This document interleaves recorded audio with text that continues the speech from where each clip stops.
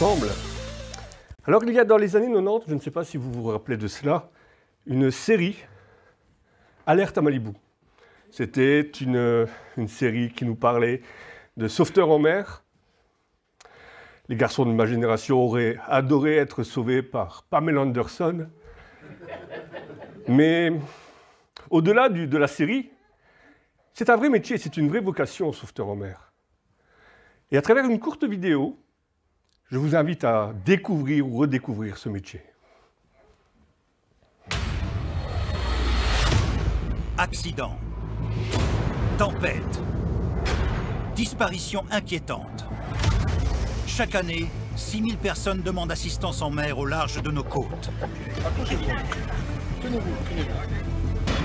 Pour leur venir en aide, 24 heures sur 24, 7 jours sur 7, quelles que soient les conditions en mer, des sauveteurs bénévoles de la SNSM se tiennent prêts à intervenir.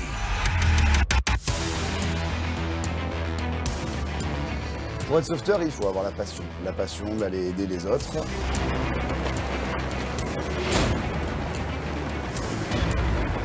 C'est quand même un milieu qui est complexe, qui est dangereux. Présents sur les 19 000 km de côte française, ce sont eux qui, en prenant tous les risques, donnent les premiers soins. Vous êtes blessé au pied là? C'est là. Et ramènent les blessés et les naufragés à terre. Et là pour longtemps? Non, non, vous allez voir, ça va bien se passer. C'est là où on se rend compte que la condition physique est très importante. Explosion de moteur. Bateaux qui sombrent dans les profondeurs. Voiliers échoués sur les rochers. Grâce à leur savoir-faire, leurs équipements et leur flotte de 600 embarcations, ils répondent efficacement à toute situation de sauvetage. Les dangers sont partout, ils sont constants. Il faut tout anticiper, il faut faire attention à l'état de la mer.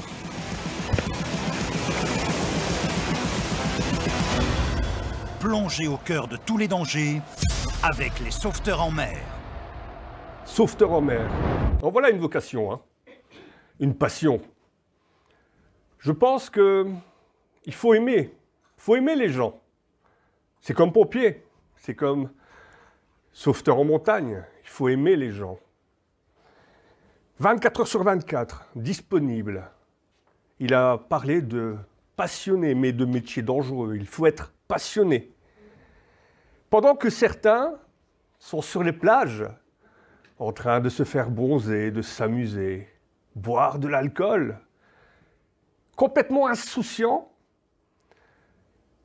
eux veillent. Ils sont sur leur mirador. Si vous allez sur les plages, généralement, vous les voyez dans leur petite cabane, avec leurs jumelles, avec leurs bouées. Eux veillent. En fait, si on y réfléchit, je pense qu'on peut dire que ce sont des pêcheurs d'hommes. Et je vous invite à prendre un texte. Un texte que vous allez retrouver dans Matthieu, chapitre 4, versets 18 à 22. Et vous allez voir que, quelque part, il y a beaucoup de similitudes avec ce que nous sommes appelés à être et à faire. Matthieu, chapitre 4, versets 18 à 22. Comme il marchait, alors si vous relisez le contexte, il s'agit bien de Jésus. Comme il marchait le long de la mer de Galilée, il vit deux frères, Simon, appelé Pierre, et André, son frère, qui jetaient un filet à la mer, car ils étaient pêcheurs. Il leur dit « Suivez-moi, et je vous ferai pêcheurs d'hommes. » Aussitôt, ils laissèrent les filets et le suivirent. De là, étant allé plus loin, il vit deux autres frères, Jacques, fils de Zébédée, et Jean, son frère, qui étaient dans une barque avec Zébédée leur père, et qui réparaient les filets. Il les appela, et aussitôt, ils laissèrent la barque et leur père, et le suivirent. Le fait d'avoir pris l'exemple de ce groupe de pêcheurs en mer, vous verrez, n'est pas dénué de sens. Vous regardez, si vous allez chercher un petit peu sur le net, vous verrez que chaque année, environ 300 000 cas de décès par noyade sont comptés dans le monde. C'est énorme. 300 000 cas d'hommes, de femmes décédé pour cause de noyade. Et le sauveteur est un pêcheur d'hommes. Il va rechercher ce qui est perdu pour les ramener sur le sable. Alors les amis, si j'ai un appel à faire aujourd'hui, sortez les maillots. Il faut se jeter à l'eau maintenant. Il faut se jeter à l'eau. Combien de personnes meurent chaque année dans le monde sans avoir entendu, sans avoir connu le nom de Jésus-Christ? Et s'il y a bien une profession, une mission à laquelle l'Église est appelée, c'est d'aller rechercher ce qui a été perdu, ce qui est encore perdu. À un moment donné, il faut se mouiller. À un moment donné, il faut se jeter à l'eau. Le monde n'a aucune conscience de ce qui est en train de se passer. Tout chrétien, un tant soit peu formé, éduqué à la parole de Dieu, sait voir avec les jumelles qui nous ont été données à travers sa parole, voir une tempête arriver, un tsunami arriver, un jugement arriver. Il y a du danger. Et vous savez, la mer, c'est dangereux. Mais il y a toujours des gens, des imprudents qui vont aller nager toujours trop loin, et qui mettent leur vie en danger. Et il y a toujours des gens qui ne s'imaginent pas la conséquence de vivre sans avoir connu Jésus-Christ. Jésus a averti ses disciples. Jésus a averti ses disciples en leur disant « Ce qui va arriver, ça arrivera de nouveau. » Matthieu 24, verset 38. Dans les jours qui précédèrent le déluge, les hommes mangeaient et buvaient. Ils mariaient leurs enfants et se mariaient, jusqu'au jour où Noé est rentré dans l'arche. Et ils ne se doutaient de rien, jusqu'à ce que le déluge vînt et les emporta tous. Et il en sera de même le jour de l'avènement du Fils de l'homme.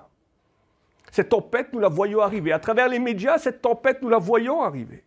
À travers les guerres, à travers les mouvements qui se passent dans l'humanité, nous voyons cette tempête arriver. Et l'Église, dans tout ça, est un poste de secours. L'Église est un poste de secours. Vous êtes tous appelés à être des sauveteurs, des pêcheurs d'hommes. Et nous avons une bouée à donner au monde. Cette bouée s'appelle Jésus-Christ. C'est cette bouée que nous devons emporter.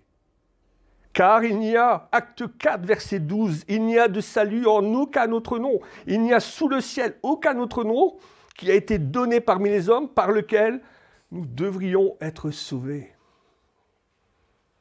Nous sommes appelés à être des pêcheurs d'hommes. Nous sommes appelés à apporter le nom de Jésus-Christ, comme une bouée de sauvetage, comme une bouée que l'on jette à la mer. Si nous ne le faisons pas, qui va le faire? Qui le fera? Vous avez vu ce bateau en pleine tempête? Je suis sûr que si on demandait aux marins, à l'intérieur de ce bateau, comment est-il votre bateau? Est-il parfait? Ils diront non, il est loin d'être parfait. Mais c'est quand même la seule chose qui flotte dans la tempête. Et à l'image de l'arche de Noé, l'Église est semblable à l'arche. Parce que dans la tempête du monde, c'est la seule chose qui flotte, c'est la seule chose qui tient le cap. L'Église n'est pas parfaite, hein? Aucune Église n'est parfaite, mais dans le monde, quand nous voyons ce qui va arriver, c'est la seule chose qui va flotter. L'Église doit faire le job. Nous devons faire ce job. Nous sommes des sauveteurs, des pêcheurs d'hommes, postés sur notre mirador à la brèche pour intercéder, pour prier. Et vous savez, Dieu recrute. Il recrute encore. Mais même pour lui, trouver du bon personnel, c'est compliqué. Ézéchiel 22:30.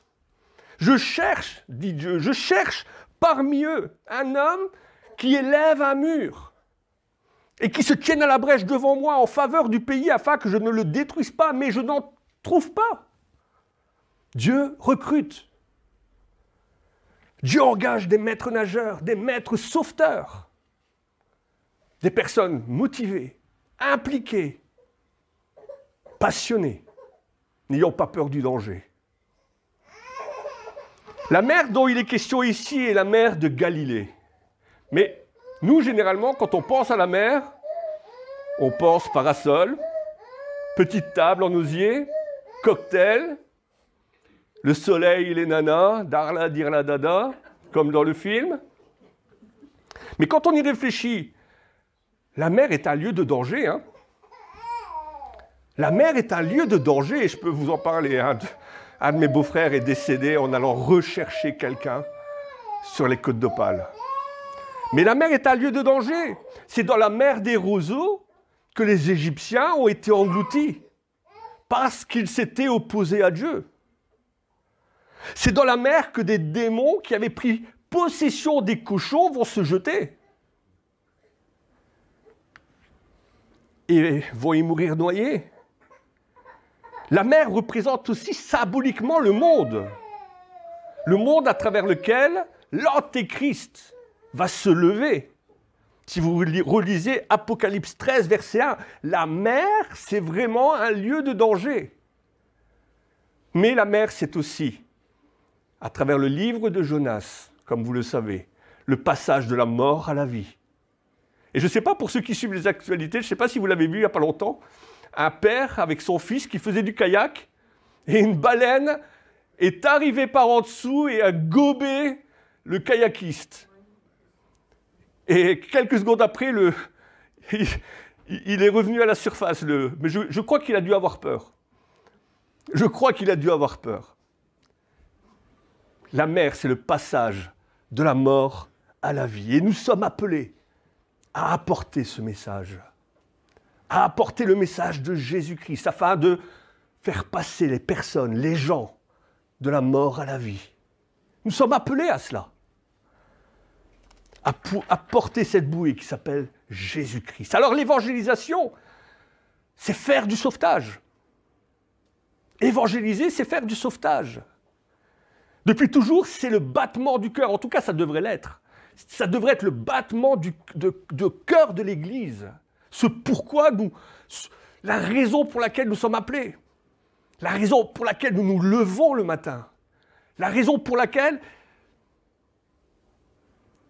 nous sommes destinés, ou même prédestinés. Jésus aurait pu proclamer, souvent je me pose la question, je me dis, mais il aurait pu proclamer son évangile lui-même, et certainement avec plus de conviction, plus de puissance que nous, que ses disciples. Pourquoi a-t-il choisi des hommes pour le faire? Parce que ça a toujours fait partie du plan de Dieu, d'utiliser, mais quand on dit utiliser, c'est vraiment dans le bon sens du terme, d'utiliser des hommes, des femmes, afin de porter son étendard. Ça a toujours fait partie du plan de Dieu. Attirer des disciples à lui, pour qu'à leur tour, ils puissent attirer d'autres disciples à lui.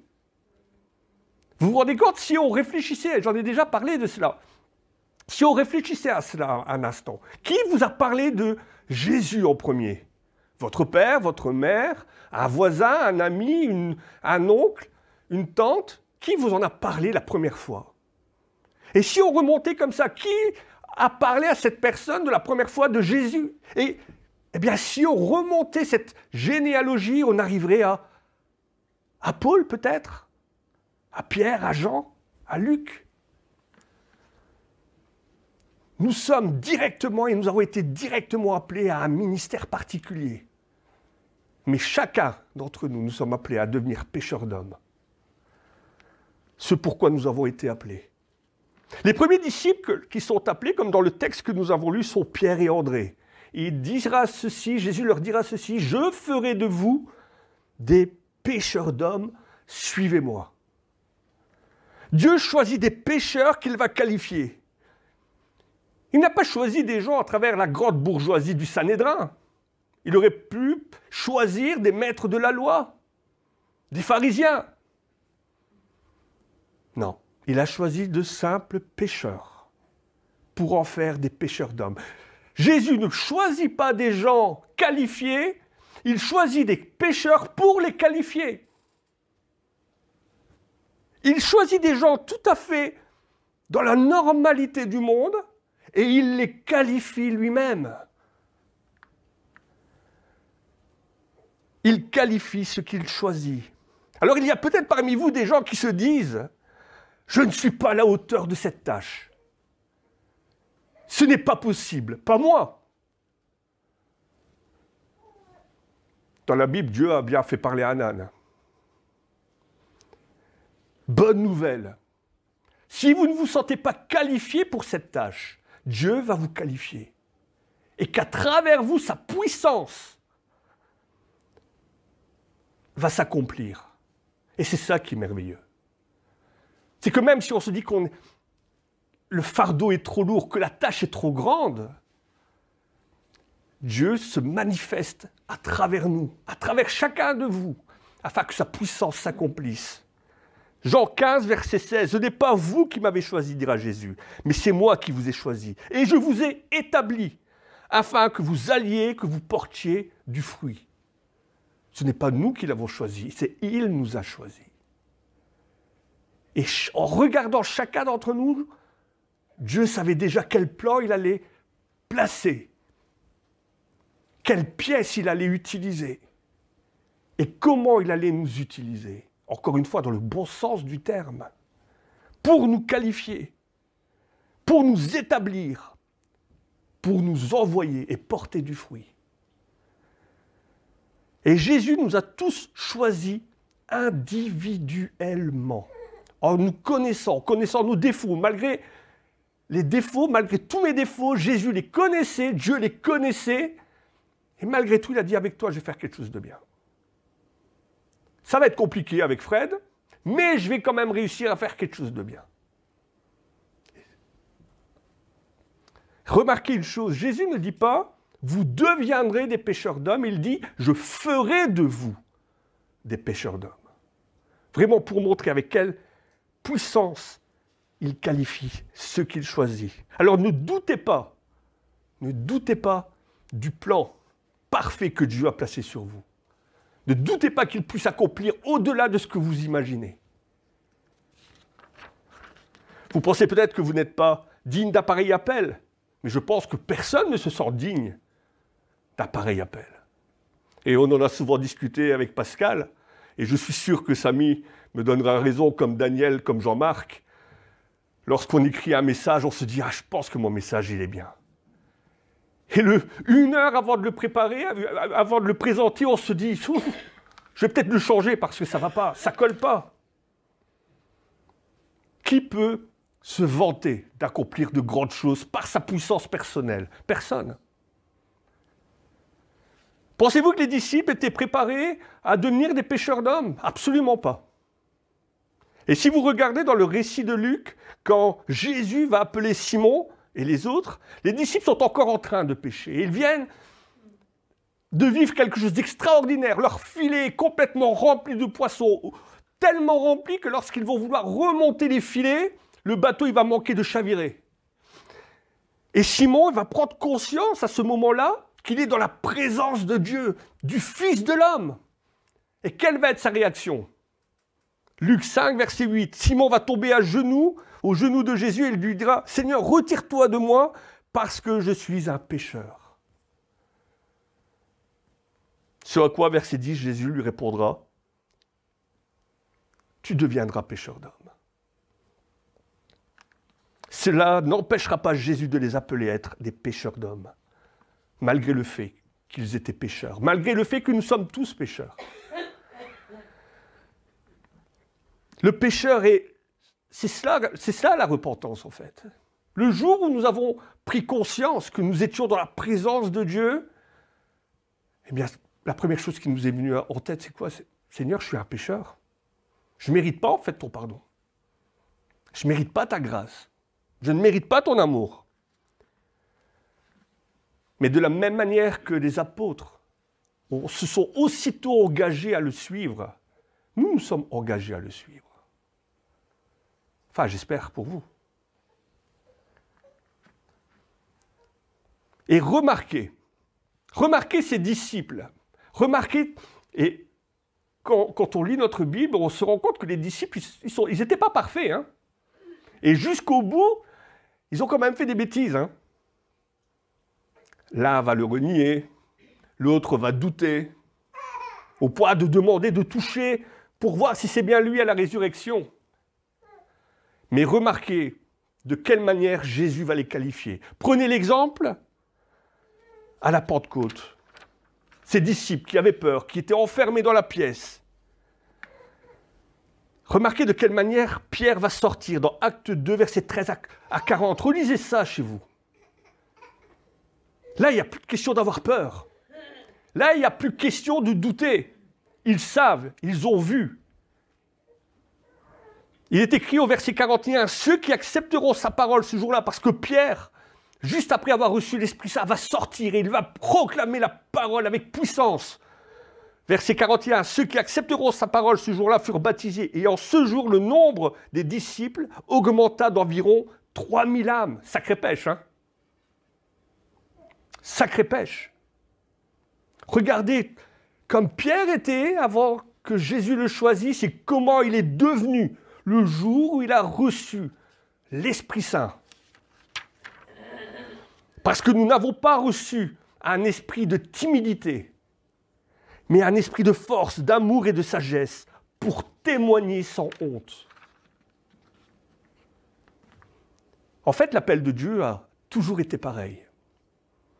Dieu appelle dans un premier temps, parce que s'il n'appelle pas, sans son appel, sans sa grâce, nous ne savons rien faire. Dieu appelle, et après, progressivement, il nous appelle à son service. Alors encore une fois, enfilez vos maillots, prenez vos bouées. Il faut se jeter à l'eau maintenant. Il faut se jeter à l'eau. Vous vous rappelez de cette vidéo de cet homme qui se jette à l'eau dans la tempête à un moment donné, dans les vagues? Vous l'avez vu? Eh bien, c'est ça aussi, évangéliser. C'est se mettre au service des plus faibles. C'est risquer sa vie aussi. Dans certains pays, si vous sortez, vous regardez sur votre gauche, il y a une carte, la carte des persécutions, des chrétiens persécutés dans le monde. Des chrétiens risquent leur vie pour apporter le nom de Jésus. Bravent des tempêtes, se jettent dans la tempête. Et se jeter à l'eau, c'est compliqué. C'est déjà compliqué quand l'eau elle est calme. Alors imaginez quand c'est une tempête. Et pour nous, des tempêtes, on en connaît. Hein? Vous voulez trouver une tempête? Eh bien, c'est très simple. Parlez de Jésus à table, dans un repas de famille. Parlez de Jésus au travail. Parlez de Jésus à l'extérieur. Tempête assurée. Tempête garantie. Mais c'est le prix à payer. Quand on veut être véritablement appelé à être pécheur d'hommes, évangéliser, c'est le prix à payer. Ne pas fuir la tempête, mais l'accepter, l'affronter et la vaincre, la traverser surtout. Si les disciples avaient eu peur, le message de l'évangile se serait éteint 40 ans après la mort de Jésus. Mais il est arrivé jusqu'à nous et nous en sommes la preuve. Alors n'ayons pas honte. N'ayons pas honte. Jésus n'a pas eu honte de mourir à la croix pour nous. N'ayons pas honte de proclamer son nom. Soyons comme ces mêmes disciples le jour où ils ont été appelés face au Sanhédrin. Qu'ont-ils répondu? Ont-ils eu peur? Pas du tout. Nous ne saurons ne pas parler de ce que nous avons vu et entendu. Voilà leur réponse face au Sanhédrin. Nous ne saurions nous taire après avoir vu ce que nous avons vu et entendu ce que nous avons entendu. N'ayons pas honte de l'Évangile.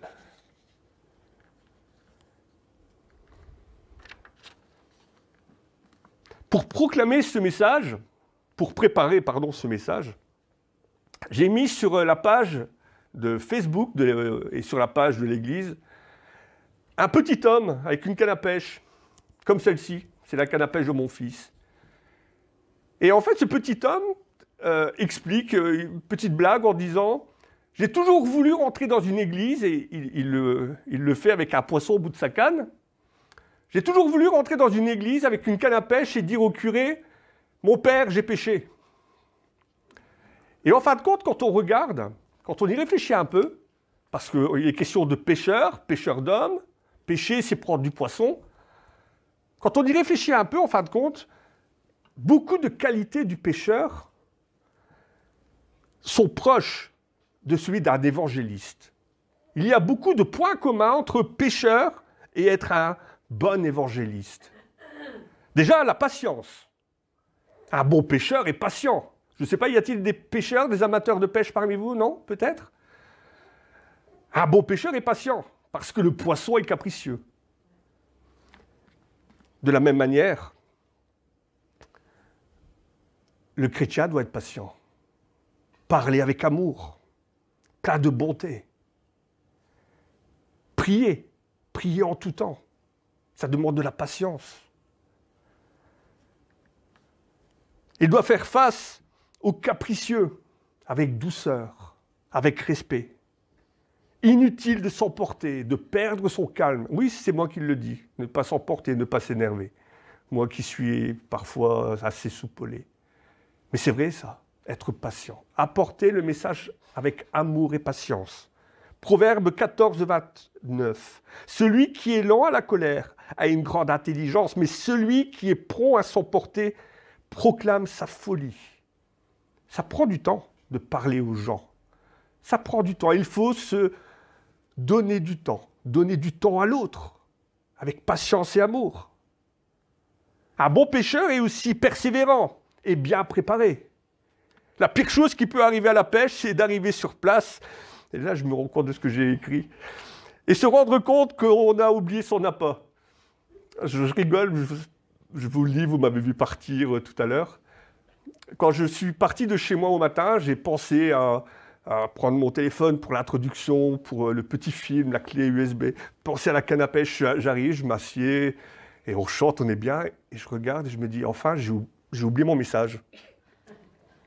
C'est pour ça que je suis retourné, j'avais oublié mon message, et je me rends compte qu'ici, j'ai écrit « bien préparé ». Bah oui, je m'en excuse.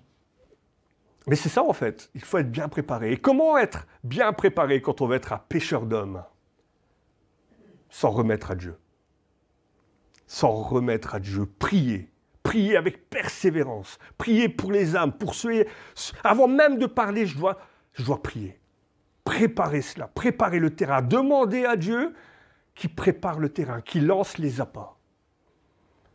Qui prépare le terrain. Colossiens 4.2, persévérez dans la prière, veillez-y avec des actions de grâce.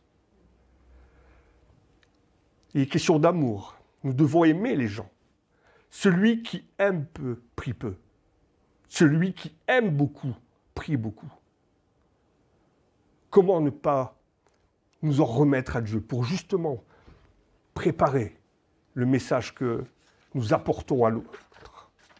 Le bon pêcheur, c'est aussi reconnaître l'endroit où il y a du poisson. Il sait où se trouve le poisson. De la même manière, le chrétien sème là où il y aura le plus de chances de récolter. Il sait lancer son appât. Alors je sais que c'est un débat que nous avons eu en plus un mardi, les réseaux sociaux. C'est devenu l'outil de l'Église maintenant. Et nous devons nous en servir, parce que c'est là que les gens sont. C'est là qu'il y a des personnes à évangéliser. C'est là que nous avons un message à passer. Il ne faut pas être un expert en informatique. Hein. En un clic, vous touchez 300, 400 personnes. Tellement important. Tellement important. Et ce qui est dommage, c'est que l'islam radical a compris l'importance et la portée des réseaux sociaux. Parce que si vous regardez, 800 Européens ont été enrôlés dans les armées de Daesh à cause des réseaux sociaux. Et si le message avait étouffé le leur, si l'évangile avait étouffé le leur, y serait-il allé? Où étions-nous? Où étions-nous? La chanteuse Jam, vous connaissez pas? qui a chanté pendant des années. Elle s'est convertie à l'islam. Ce n'est pas une maghrébine à la base. Mais où étaient-ils les chrétiens ce jour-là? Comment ça se fait qu'elle a choisi ce message plutôt que le véritable Dieu? Le bon pêcheur doit aussi être intelligent. Il sait comment et où lancer ses filets. Si vous relisez la parabole, dans Luc 16, 1, 8, la parabole du mauvais intendant, c'est aussi un sujet que nous avons eu lors de l'étude du mardi. Cette parabole, vous la connaissez.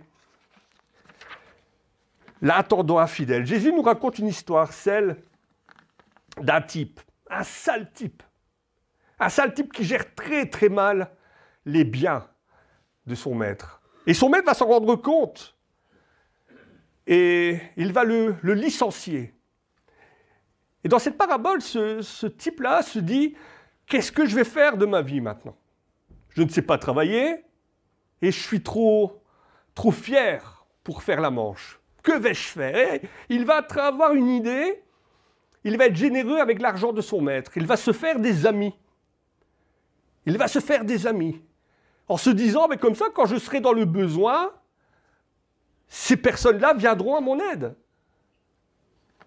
Et le maître va apprendre cela d'ailleurs et il va le louer en lui disant, t'es un sale type, mais t'es quand même intelligent, t'es quand même prudent.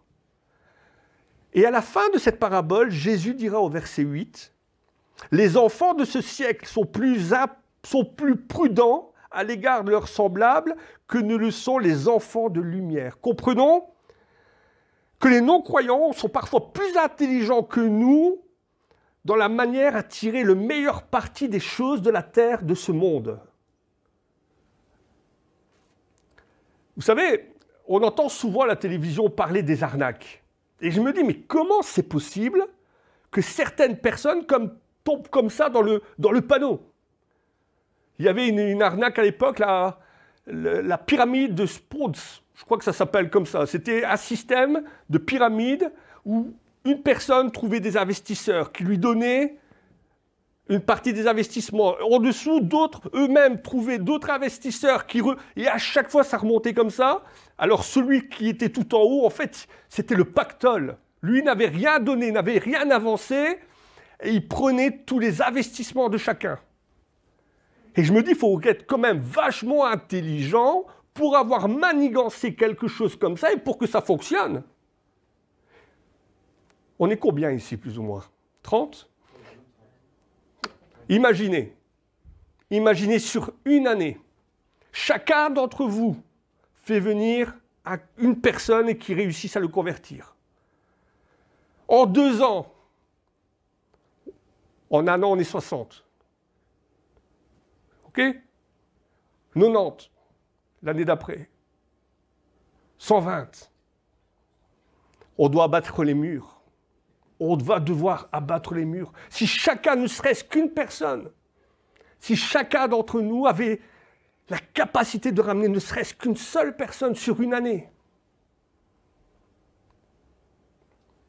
Ça fait mal quand on entend Jésus dire que les enfants de ce siècle, les enfants du monde sont plus intelligents que les enfants de lumière. Et pourtant, le pécheur, le bon pécheur, c'est travailler en équipe. Travail d'équipe. Pour savoir pêcher, c'est un travail d'équipe. Quel bateau de pêche accepterait qu'on dise au capitaine, « Capitaine, vous y allez tout seul cette fois-ci, parce que nous, on ne veut pas y aller. Il fait froid, l'eau, elle est froide, et il y a un foot à la télé. Alors, on voudrait que le capitaine, il conduise tout seul le bateau, qu'il jette lui-même les filets, qu'il remonte tout seul les filets, qu'il débite le poisson autant qu'à faire, et qu'il nettoie le bateau quand il a fini. C'est ça? Quel capitaine accepterait ça? Eh bien, parfois, c'est ce qu'on attend du pasteur. On voudrait que le pasteur, il s'occupe de l'évangélisation, des messages, des visites.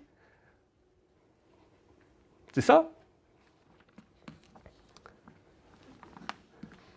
Jésus a-t-il dit, je ferai du pasteur un pêcheur d'hommes, ou a-t-il dit, je ferai de vous tous des pêcheurs d'hommes?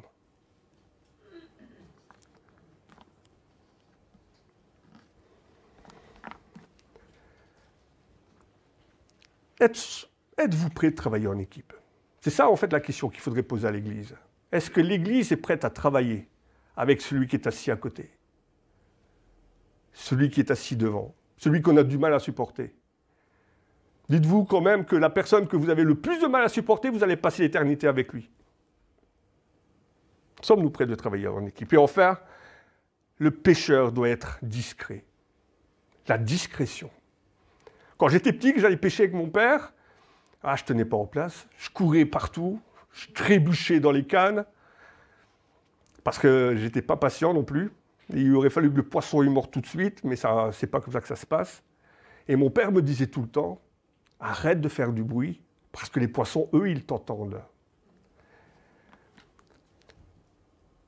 Le but du chrétien, ce n'est pas d'attirer à lui l'attention. L'attention sur lui. Il doit agir pour la gloire de Dieu. Il y a une expression que vous connaissez, un tonneau vide fait plus de bruit qu'un tonneau plein. Et parfois, la meilleure façon de témoigner ou de parler de l'évangile, c'est parfois même de se taire. Parce que Dieu a donné 2 oreilles aux chrétiens et une bouche. Parce que c'est parfois plus important de les écouter, d'écouter les gens, de se mettre à leur niveau que de parler. Dieu a bien fait les choses. Parfois, il faut se tenir à l'écart, être discret. Et là aussi, se préparer dans la prière. Seigneur, que les mots qui sortent de ma bouche soient les tiens, Seigneur. Pas moi, mais pour ta gloire et à toi seul. J'en ai souvent parlé, et Samy est ici. Avant ma conversion, je crois qu'on a bien parlé, Samy, pendant une bonne demi-heure. Hein. Et j'ai dit tout ce que j'avais sur le cœur. Il ne s'est même pas endormi en plus. Et ce jour-là, Samy m'a dit « Je te remercie de m'avoir fait confiance ». Une phrase qui a marqué ma vie, je lui ai dit « Seigneur, Samy, je veux me donner au Seigneur ». Ça fait plus de 15 ans maintenant. Aucun regret. Ma conclusion, elle sera très, très simple. Et je vais non pas me parler de la part du Seigneur, mais Matthieu 28, verset 19. Maintenant que vous savez, allez, faites de toutes les nations des disciples, baptisés au nom du Père, du Fils et du Saint-Esprit. Amen.